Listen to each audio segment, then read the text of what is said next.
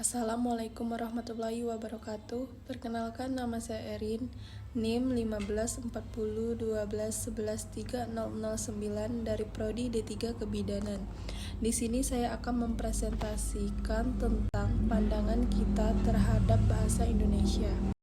Pandangan kita tentang peran bahasa Indonesia.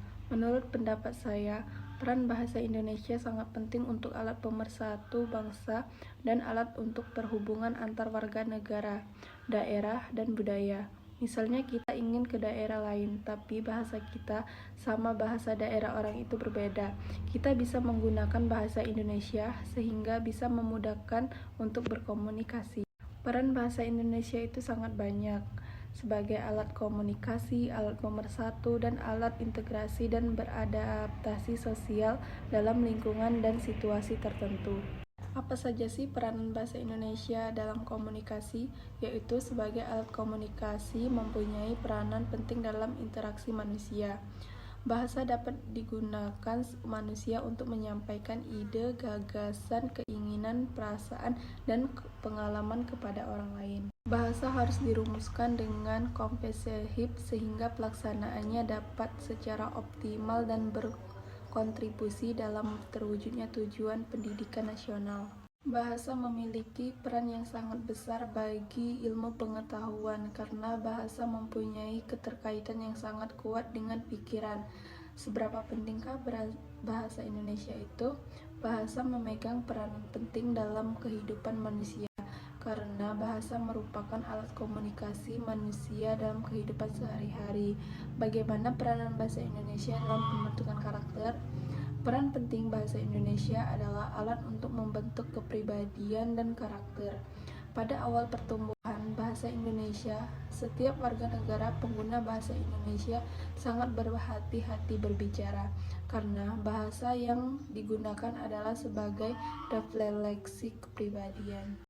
Permasalahan pemahaman bahasa Indonesia di generasi muda.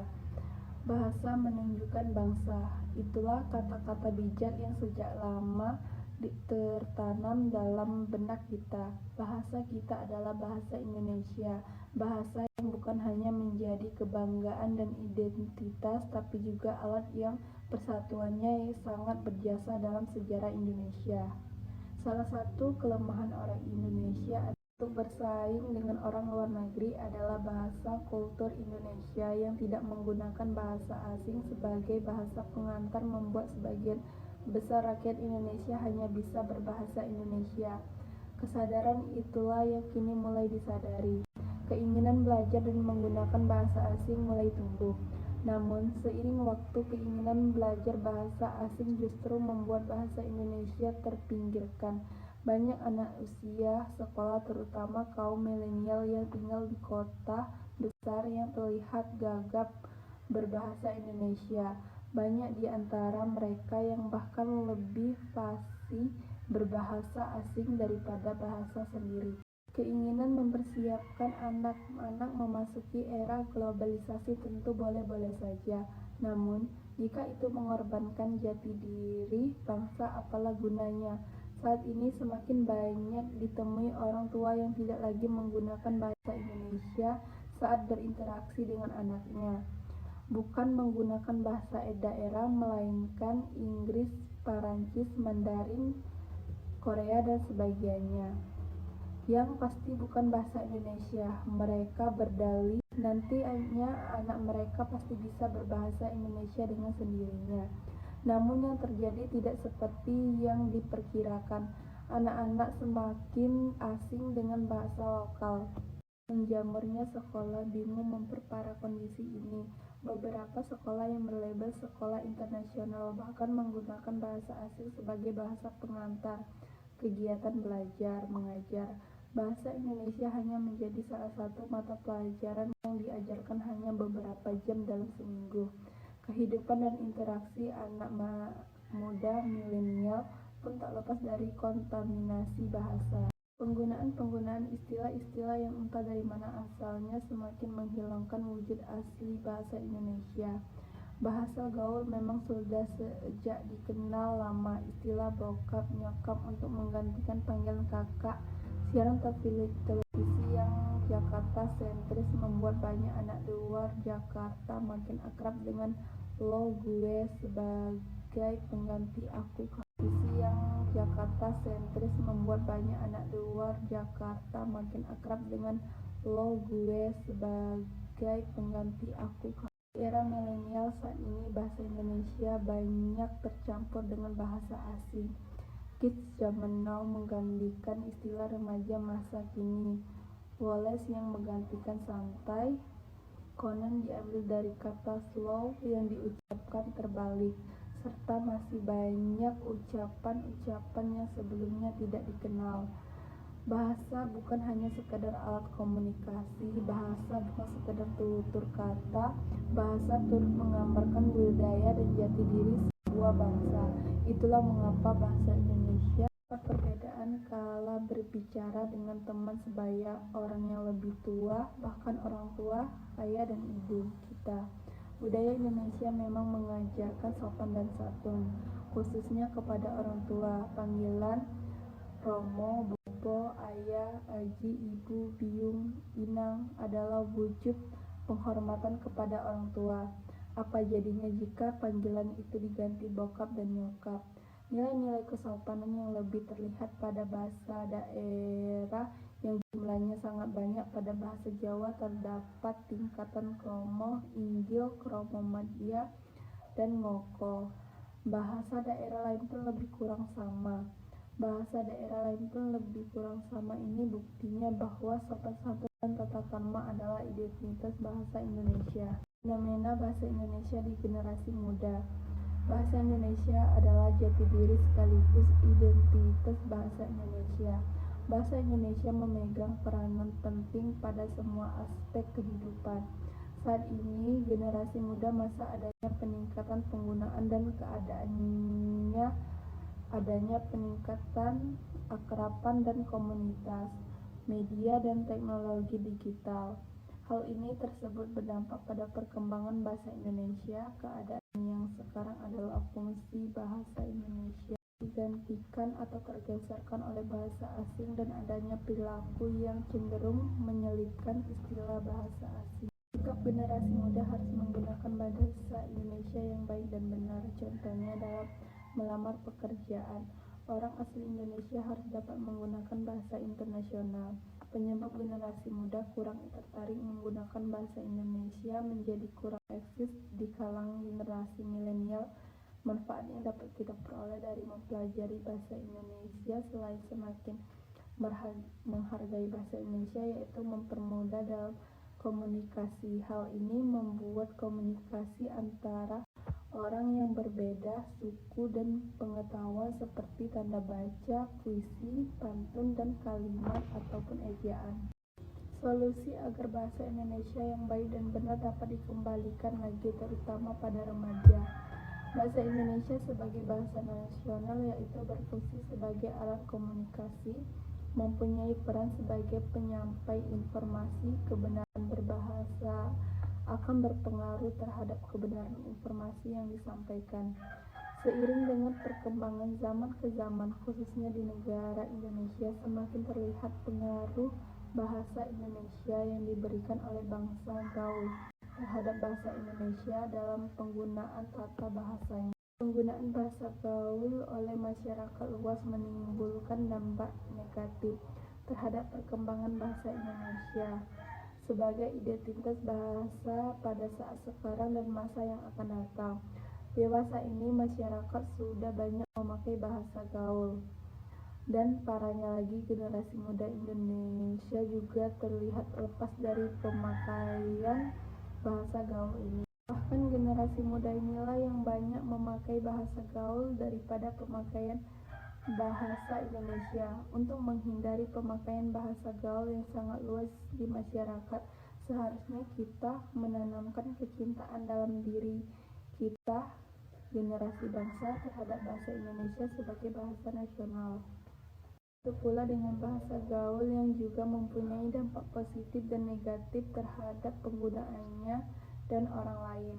Dampak positif dengan digunanya bahasa gaul adalah remaja menjadi lebih kreatif, terlepas dari mengganggu atau tidaknya.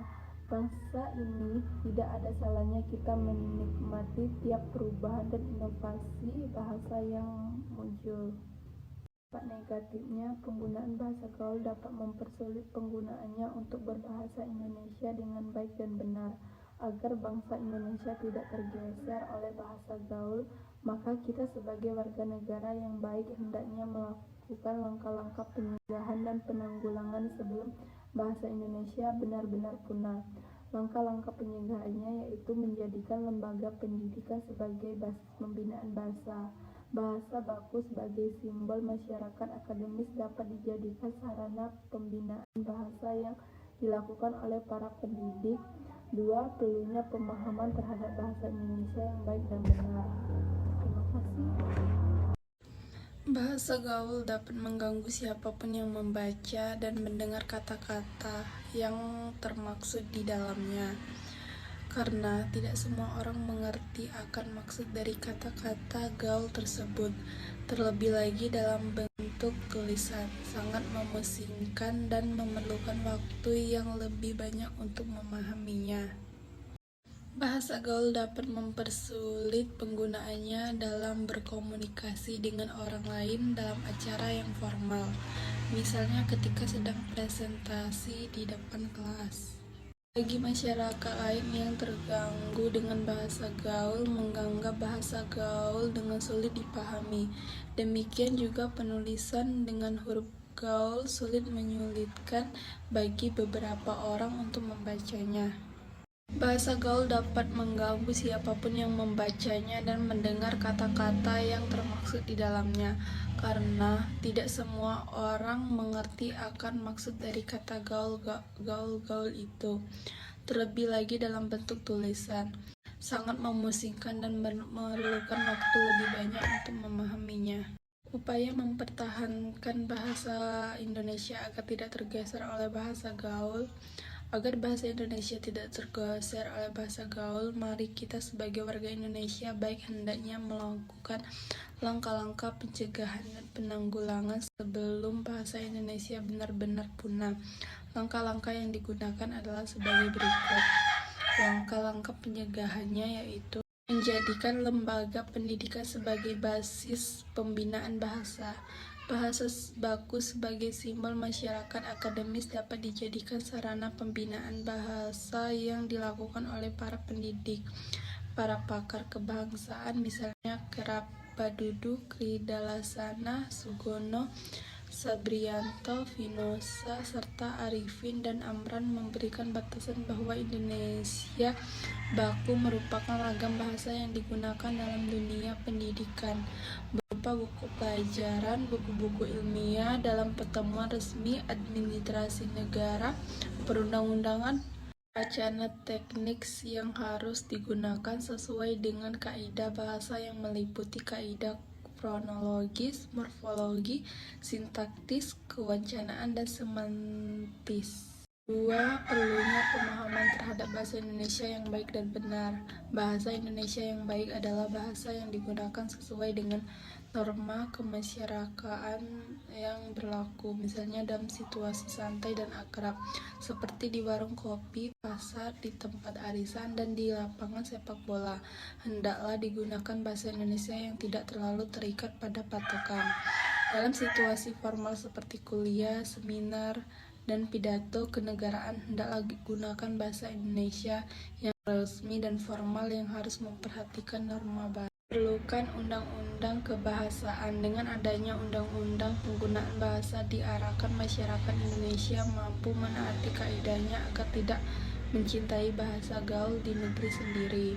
Sebagai contoh nyata, banyak orang asing yang belajar bahasa Indonesia merasa bingung saat mereka berbicara langsung dengan orang Indonesia asli, karena bahasa yang mereka pakai adalah formal, sedangkan kebanyakan orang Indonesia berbicara dengan bahasa informal dan gaul. Peran variasi bahasa dan penggunaannya. Variasi bahasa terjadi karena adanya keberagaman penutur dalam wilayah yang sangat luas. Penggunaan variasi bahasa harus disesuaikan dengan tempatnya, yaitu antara bahasa resmi atau bahasa tidak resmi.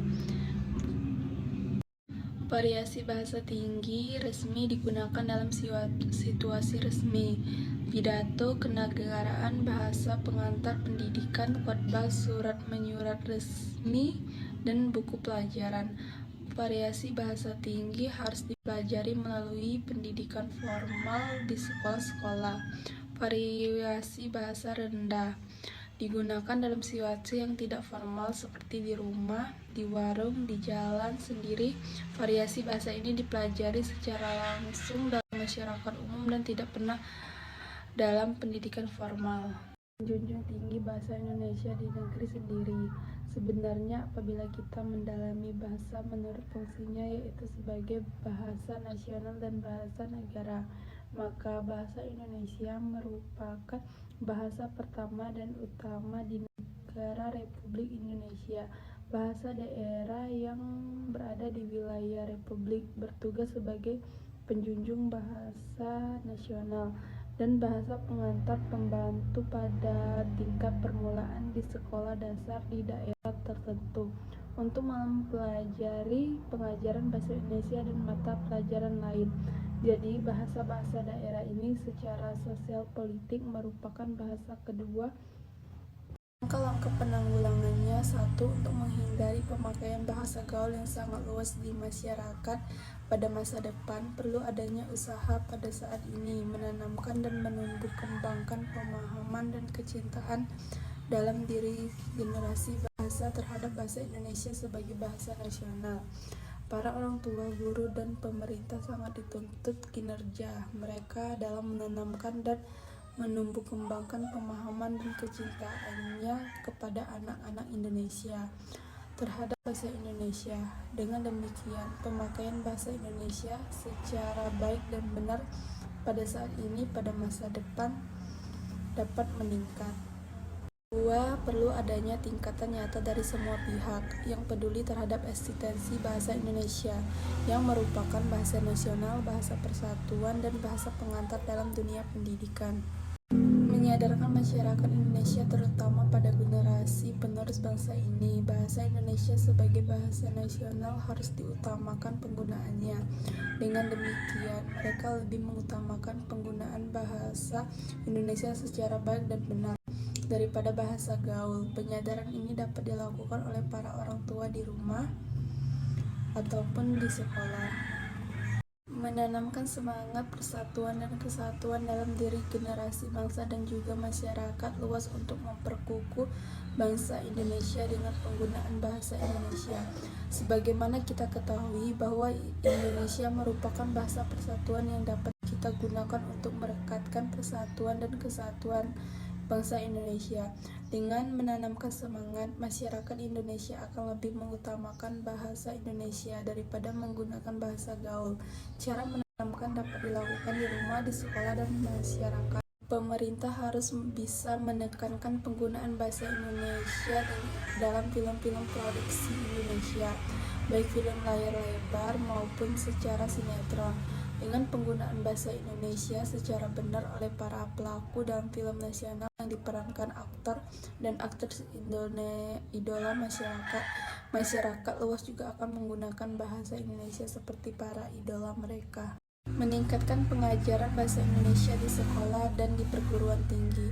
Para siswa dan mahasiswa dapat diberikan tugas praktik berbahasa Indonesia dalam bentuk dialog dan monolog pada kegiatan bermain drama dan dalam bentuk diskusi kelompok, penulisan artikel dan makalah, dan juga puisi. Dengan praktik-praktik berbahasa Indonesia dapat mengembangkan kreativitas berbahasa Indonesia mereka dan juga dapat membiasakan mereka berbahasa Indonesia secara baik dan benar. Upaya untuk membina sikap positif terhadap bahasa Indonesia dilakukan dengan jalur media massa dan jalur kepemimpinan. Pembinaan bahasa Indonesia dilakukan melalui jalur media massa karena jangkauannya sangat luas. Kemudian jalur kepemimpinan dapat pula dilakukan sebagai salah satu alternatif membina sikap positif terhadap bahasa Indonesia karena pemimpin merupakan panutan masyarakat.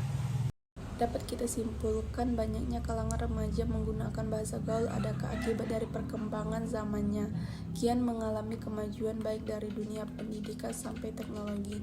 Gejala bahasa yang dapat menghambat pertumbuhan dan perkembangan bahasa Indonesia dianggap sebagai penyimpangan terhadap bahasa.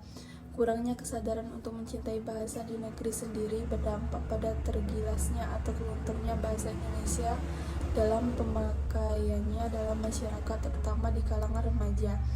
Apalagi dengan maraknya dunia kalangan artis menggunakan bahasa gaul di media massa dan elektronik membuat remaja semakin sering menirukan kehidupannya sehari-hari. Hal ini sudah menjadi wajar karena meniru hal-hal yang baru. Bahasa Indonesia memiliki posisi yang strategis dalam kehidupan berbangsa dan bernegara Indonesia. Bahasa Indonesia yang sekaligus menjadi identitas kebangsaan Indonesia mengembangkan dua fungsi istimewa, yaitu sebagai bahasa negara dan bahasa nasional. Fungsi sebagai bahasa negara ini dibuktikan dengan masuknya bahasa Indonesia pada salah satu bab dan pasal dalam Konstitusi Negara Republik Indonesia. Dalam pasal tersebut dinyatakan bahwa Indonesia adalah negara.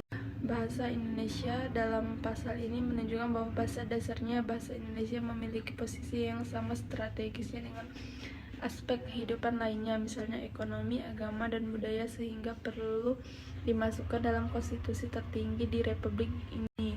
Adanya pasal ini tentunya bukanlah sekedar menjadi pelengkap pasal Undang-Undang Dasar 1945, namun pasal ini memiliki konsekuensi yang berkaitan dengan kedudukan bahasa Indonesia.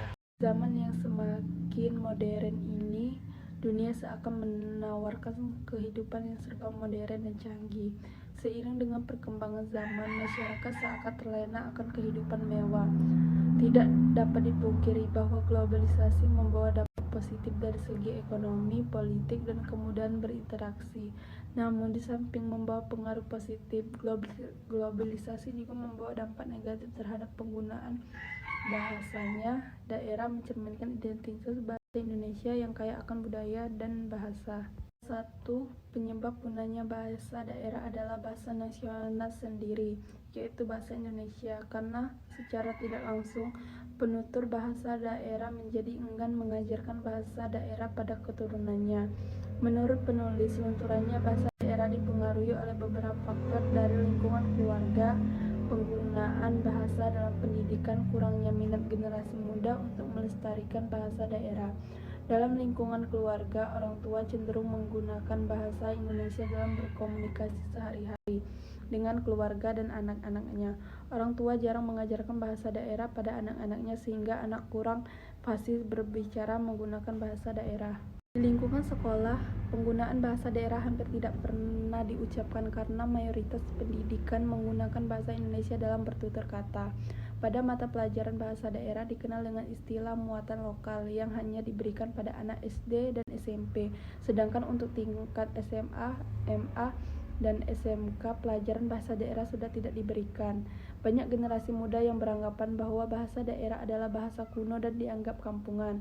Mereka lebih senang dan bangga menggunakan bahasa Indonesia atau bahasa asing yang dianggap lebih maju dan modern. Beberapa bahkan tidak peduli dengan bahasa daerah dan enggan menggunakannya. Budaya dan nilai-nilai yang berlaku di anak muda sekarang ini telah menyampingkan bahasa daerah. Ada lagi kesadaran bahwa bahasa daerah merupakan warisan budaya luhur yang harus dilestarikan. Menggunakan bahasa Indonesia dan menguasai bahasa asing memang tidak ada salahnya karena tuntutan dunia kerja yang semakin berdaya saing global dan mengharuskan menguasai bahasa asing. Namun bukan berarti kita melupakan bahasa daerah yang notabene merupakan bahasa sendiri. Sudah sepatutnya kita sebagai generasi penerus bangsa mencintai dan bangga menggunakan bahasa daerah dalam kehidupan sehari-hari, di samping bahasa nasional dan bahasa asing. Cara mempertahankan bahasa Indonesia di era globalisasi saat ini: 1. Meningkatkan kedisiplinan berbahasa Indonesia. 2. Menjadikan pendidikan lembaga pendidikan sebagai basis pembinaan bahasa. 3. Perlunya pemahaman terhadap bahasa Indonesia yang baik dan benar. 4. Diperlukannya ada undang-undang kebahasaan. Dengan begitu, kita sebagai Indonesia dapat melakukan beberapa upaya guna melestarikan bahasa kita, yaitu bahasa Indonesia, tidak menggunakan bahasa asing secara berlebihan, 2. Membiasakan diri melakukan apapun dengan menggunakan bahasa Indonesia. 3. Meningkatkan rasa kebanggaan dengan menggunakan bahasa Indonesia. Peran bahasa Indonesia dalam era globalisasi yang sedang melanda dunia. Bahasa Indonesia berperan sebagai tameng bagi negara Indonesia agar negara ini tidak hilang jati dirinya. Adapun peran bahasa Indonesia sebagai berikut: sebagai lambang kebangsaan negara, bahasa Indonesia memiliki nilai-nilai sosial budaya luhur bangsa. Itu saja presentasi dari saya. Terima kasih. Wassalamualaikum warahmatullahi wabarakatuh.